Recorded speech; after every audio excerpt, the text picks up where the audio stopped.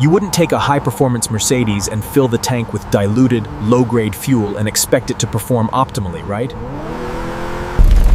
It would sputter, it would smoke, and eventually, the engine would seize. But right now, you're trying to run it on empty calories and nutritional filler. Here is the root cause: nutritional depletion. Even if you're eating well, the soil our food grows in today is overworked and stripped of minerals.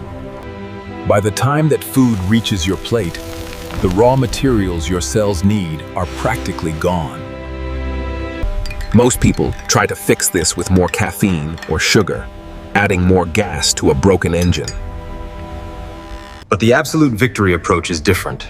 We don't mask the symptoms. We provide the exact raw materials your biological blueprint requires. When the engine has the right fuel, the performance returns naturally. Now that you understand the why, you need to know how to fix it. See you in the next video, where I'll reveal the self-healing blueprint and how you can trigger it today.